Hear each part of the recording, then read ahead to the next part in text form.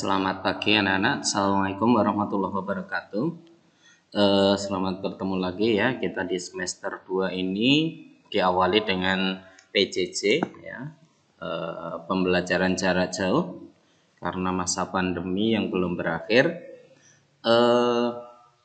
Semoga kita berdoa bersama agar pandemi ini segera berakhir dan segera hilang. Baik anak-anak, di semester 2 ya, itu KD-nya 3.10 itu membahas tentang besaran dan sistem satuan. Nah, pada bab ini memang hampir sama dengan fisika ya. Jadi nanti banyak sekali yang sama. Nah, nanti bisa diingat kembali di pelajaran fisika tentunya sudah, karena di fisika biasanya di bab 1 ya, itu mengenai besaran dan sistem satuan. Baik, langsung aja Pak mau sampaikan. Nah, kita ingat kembali bahwa pengertian besaran itu apa? Besaran itu merupakan sesuatu yang dapat diukur.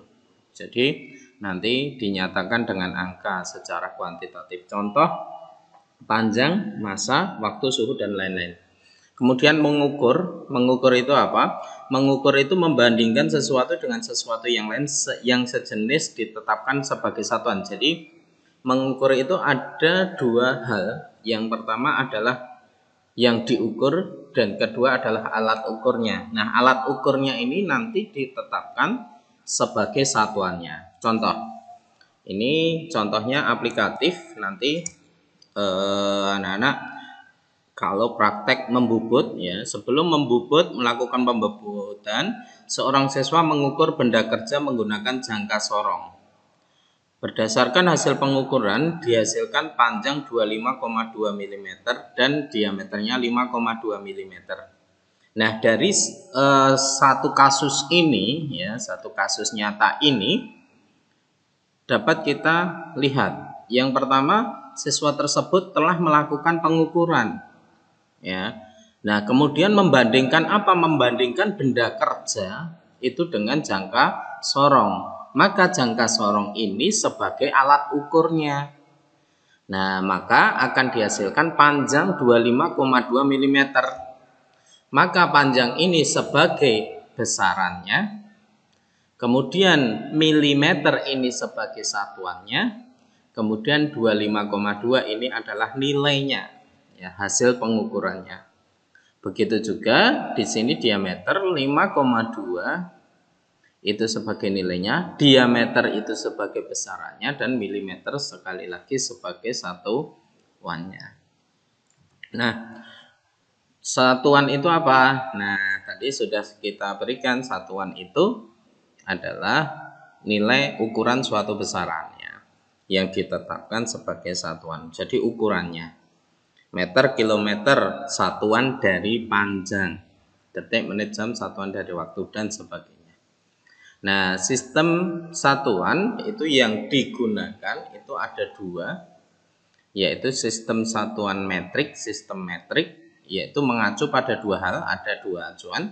Yang pertama MKS, meter, kilogram, sekon atau satuan internasional ya.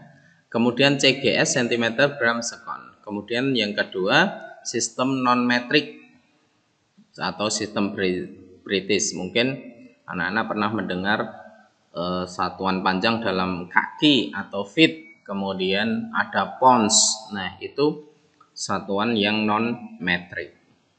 Nah, berikutnya satuan MKS tadi biasanya disebut sebagai satu sistem internasional. Nah, ini ada yang banyak sekali dipakai. Nah, untuk besaran sendiri tadi itu ada yang disebut dengan besaran pokok ya. Besaran pokok yang pertama adalah panjang, satuannya meter, singkatan M, dimensi L besar. Kemudian waktu ya, sekon, singkatannya S, dimensinya T. Kemudian intensitas cahaya, kandela, CD, dimensinya Joule. Nah, ada 7 sistem besaran pokok. Kalian perhatikan yang warna merah ini cara mengingatnya, Pak Wi, Pak Wica, Suka, Maju. Nah, itu ya, jadi mengingatnya seperti itu.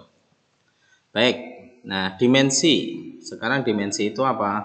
Dimensi itu cara besaran itu tersusun oleh besaran pokok. Nah, guna dimensi itu untuk menurunkan suatu besaran. Tadi ada besaran pokok, maka nanti ada besaran turunan. Nah, cara menurunkan itu bisa dengan dimensi. Kemudian untuk meneliti kebenaran suatu rumus atau persamaan. Nah, penjabarannya nanti kita ajarkan ya.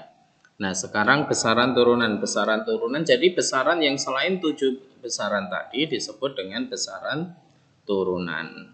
Ya, besaran yang diturunkan dari besaran pokok. Nah, contoh dalam teknik pemesinan. Ini kita analisa. Dalam proses pembubutan terdapat beberapa besaran yang biasa dikenal sebagai berikut. 1. Diameter benda kerja. Kecepatan putar mesin. 3. Waktu pembubutan. 4. Kecepatan potong. Kemudian panjang langkah. Kemudian kecepatan pemangkatan. Kelompokkan besaran tersebut menjadi besaran pokok atau turunan. Nah, tadi ingat bahwa besaran pokok ada 7, Pak Wica, Sukamaju, panjang. Nah, di sini ada diameter, panjang, diameter, tinggi, lebar, dan sebagainya itu sama ya. Jadi ini yang pertama diameter benda kerja besaran pokok. Kecepatan putar mesin besaran turunan. Waktu pembubutan besaran pokok. Kecepatan potong itu nah sama ya, berarti dia adalah besaran turunan. Kemudian panjang langkah juga besaran pokok, panjang, diameter, sekali lagi. Kemudian kecepatan pemakanan merupakan besaran turunan. Nah, contoh aplikasi dalam teknik pemesinannya seperti itu. Nah, kemudian besaran turunan dan dimensi. Nah, besaran pokok contohnya ini bisa kalian baca. Luas itu panjang kali lebar. Panjang meter, lebar meter. Meter tadi L, ini L berarti L kuadrat. Volume panjang lebar tinggi L pangkat 3. Dan seterusnya. Nah, ini ada kesalahan, M-nya di sini besar ya seharusnya. Dan sebagainya. Nah, ini beberapa satuan ya biasanya sebagai pengalinya. Misalkan terabyte. Nah, tera itu berapa? Tera itu adalah 10 pangkat 12 gigabyte, berarti 10 pangkat 9 byte, dan seterusnya seperti ini. Nah, contoh ini dalam menentukan dimensi yang tadi ya, bisa kita lihat. Di sini ada gaya itu massa kali percepatan, M, L, T pangkat min 2, satuannya kilogram meter per sekon. Nah, ini ada 2, jadi bisa untuk mengecek antara satuan dan dimensinya. Begitu juga dengan berat jenis, berat dibagi volume. Ya, kalau ada jenis itu biasanya dibagi volume ya. Massa jenis berarti massa per volume, berat jenis berat per volume. Kemudian ada tekanan, gaya dibagi luas. Kemudian ada usaha. Nah, ini hampir sama dengan fisika.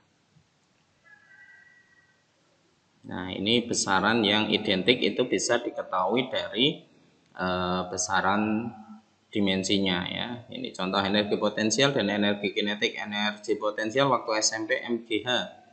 Nah, ML kuadrat T-2. Energi kinetik juga sama. Maka ini keduanya adalah identik ya.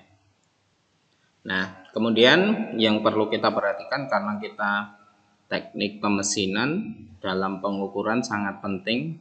Nah, hal-hal yang perlu diperhatikan apa? Yang pertama adalah ketepatan atau presisi.